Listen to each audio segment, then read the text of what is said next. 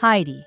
Once upon a time, in a small town nestled in Switzerland, there lived a little orphan girl named Heidi.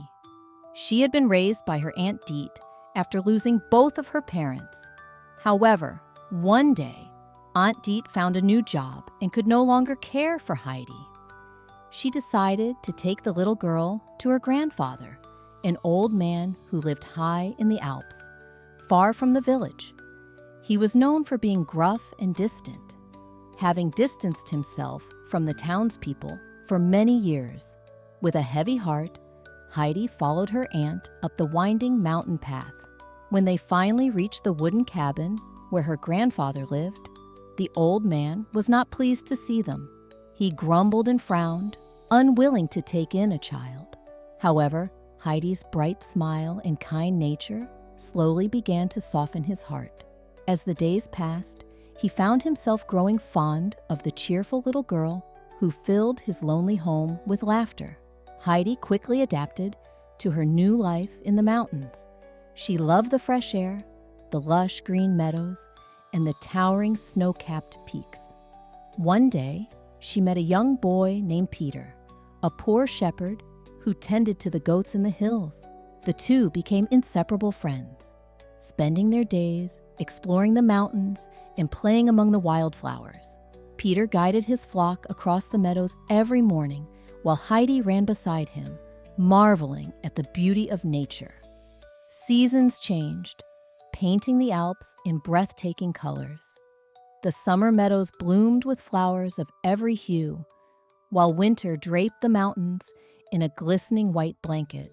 Heidi was happy, truly happy. She had her grandfather, her friend Peter, and the endless wonders of the mountains.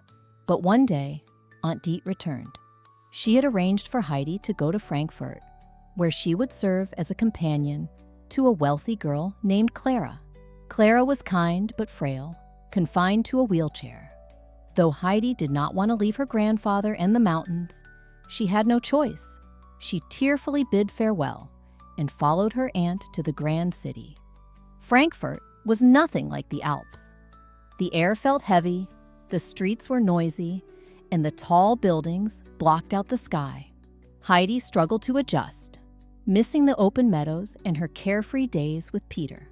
She met Clara's strict governess, Fräulein Rottenmeier, who was unimpressed by the little mountain girl. When she discovered that Heidi could not read or write, she dismissed her as ignorant and unworthy of Clara's company. Despite Fräulein Rottenmeier's harsh judgments, Heidi and Clara quickly became close friends. Clara was gentle and patient, and Heidi's warmth and cheerfulness brightened her days. When Clara's kind grandmother visited, she immediately took a liking to Heidi and began teaching her to read and write.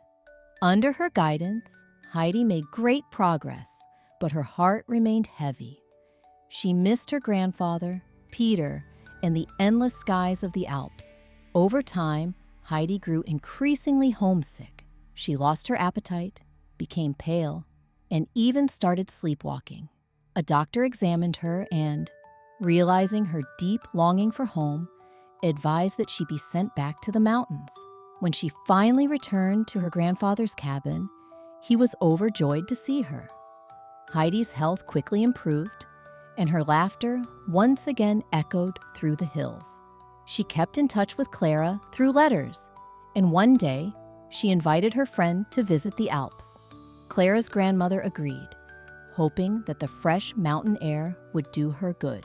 When Clara arrived, Heidi eagerly showed her the wonders of the mountains, the blooming meadows, and the clear blue skies. However, Peter, who had always been Heidi's closest friend, felt jealous. He worried that Clara would take Heidi away from him. Overcome by envy, he did something he later regretted. He pushed Clara's wheelchair down a steep hill. But something incredible happened.